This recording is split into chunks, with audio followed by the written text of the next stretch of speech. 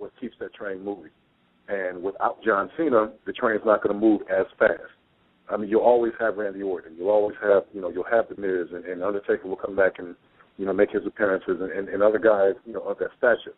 But other than, John Cena and Randy Orton, but as far as John Cena individually, John Cena is necessary. You need John Cena. But you also need CM Punk, and that's what they've been missing. You need CM Punk. You need somebody that's going to stand up and not be the clean-cut, pretty boy, whatever, and just fit a cookie-cutter mold that all of their guys do, and it's not their fault. That's what they're told to do, and just be the exact same thing from the conveyor belt line that the last guy was, just in a different pair of trunks. And not only that, CM Punk he is CM Punk. I mean, that's just a bad boy. Not only, and I've had conversations with him, like very, very good conversations with lots of them. And he was one of the guys I would turn to for advice on how to do me, because I found myself relating to him. And CM Punk, no one writes for CM Punk. CM Punk gets out there and says what he wants to say, and he's so good and he's so effective that it's believable. And he doesn't have to shoot, as they say, on real backstage issues and storylines and things that people know. He's just so smart. He's just extremely intelligent. And the same with John Cena. And you have the good guy versus the people's good guy. And, who's the bad guy in this situation? Well, nobody's the bad guy, because John Cena is, he's what drives the machine. And all of the merchandising, you'll see all John Cena shirts. The arena looks like a sea of fruity pebbles, as The Rock would call them. At the same time, you got somebody like CM Punk. That's what the fans are hungry for. That's why the Nexus worked so well. And that's what made us different from DX. And that's what made DX different from NWO. NWO was already established guys that came in and dominated. It was unique because it was two different companies. It was like an invasion. DX were guys who are being established and who became world champions, and they were defiant, and they were different from NWO because they weren't older guys, they were younger guys, they were the future. The Nexus weren't established at all. We were all 100% rookies, and we made a completely different impression by destroying everything. And we were the counter, the anti-hero, so to speak, and it just got to the point that we became cool.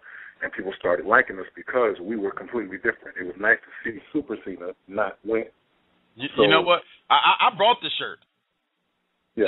I brought the shirt.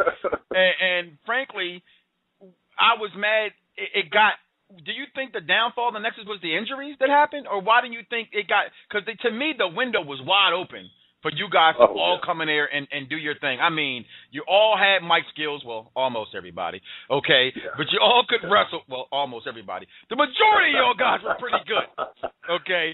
So I didn't see why. I'm sorry. You understand, I was a huge Otunga fan. And then week after week after week, I'm just like, oh, my God. First of all, put on some bigger shorts. I'm a man. I'm a man. You're supposed to be a man. You know what I mean? I find it offensive. I got to ask you more than once to put on another pair of pants. But why do you think it worked? I think, it's one of those things, man, where it's something that, Dr. Frankenstein creates his monster, and the monster becomes too big. Dr. Frankenstein's got to put a leash on it. Because the monster might be a little bit stronger or might become a little bit stronger than his other monsters who are already established. And the other monsters who are already established might not want that to happen. With that said, not making any innuendos or anything like that, wink, wink. The point is that, no one knew that the Nexus was going to be what it was. And when we got the decision and when we heard it, we were like, what? We didn't know. And it was just one of those things where it was like, we're going to do this. And Vince McMahon was a genius. And it's one of those things where it's like, we're going to do this, and he knows what he's doing. But sometimes things either work out or it doesn't work out. And with this, it was just way beyond anyone's wildest dreams that what it ended up being. Why it fell apart, they didn't do a good enough job with making us individually strong. They didn't do a good enough job with highlighting all of us as opposed to only highlighting a few of us and making the rest of us just backup dancers. Okay. And anyone who has spent any time around any of us, in developmental or even WWE knows who was the real best talker of the Nexus. not taking anything away from Wade Barrett or anyone else, because Wade Barrett is that's a good friend of mine. He's extremely talented. Like I've always said that about him since the day I met him in OVW. But at the same time, you know, there was a time where when I was in FCW, when I was writing promos for over 50% of the roster, and it was like 50, 70 guys there. So, you know, if you have one of your developmental guys writing promos for the other guys, his competition, and still smashing them, you know, and it's like, and Dusty saw that. Dusty, you know, and Dusty helped me, you know, he helped me get better at that, you know what I'm saying? But it was to the point where it's like, okay, I was called one of the best they've ever had in developmental with cutting promos. But I get on TV and I get one line. Right. So, you know, it is what it is, but I found ways. Or they play the wrap-up music on you. Yeah, or they're putting the wrap-up music on you, which annoyed the hell out of me. But, you know, like I said, I found ways to stand out. Well, you definitely did that. I mean, you made an impression. I got a couple of questions from Twitter check-in. One is, I know what it means, but I'll let you answer it. Explain what 1.9 seconds means.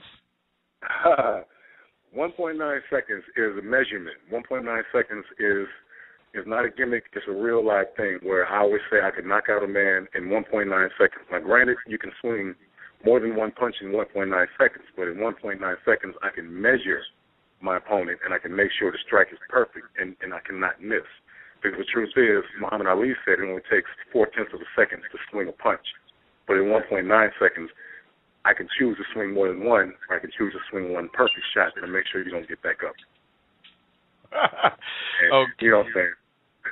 I knew it, but I wanted you to answer it.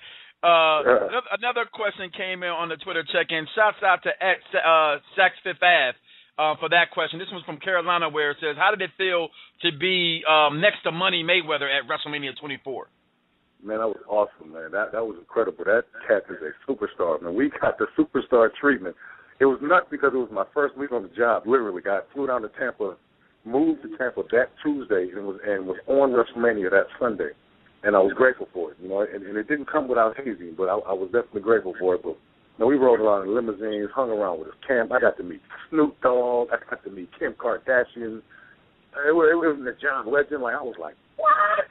You know, so that was a crazy first week on the job, you know. But you know, of course, things change. But either way, you know, it was awesome, man. Floyd Mayweather was like, the match was incredible, and he was extremely enthusiastic and making it as entertaining as he possibly could. You know, obviously he was a fan, and he's a businessman. He's one of the greatest of all time at what he does. Yeah, oh yeah, you know. He's a friend of the program. He don't know it yet, but he's a friend of the program. That's a bad dude, man. I definitely look up to him, man. But, you know, big up to Floyd Mayweather, man, and the whole Money Mayweather camp. Yeah, he did his thing at WrestleMania, man. And the Big Show was also, he was a professional, man. Big Show is a legend, you know what I'm saying? And he's another one. So the match was it was awesome. Now, also, question, this is wild. Long time no see. I Puke RKOs said, why choose to go to the indie route as opposed to, say, Ring of Honor or TNA?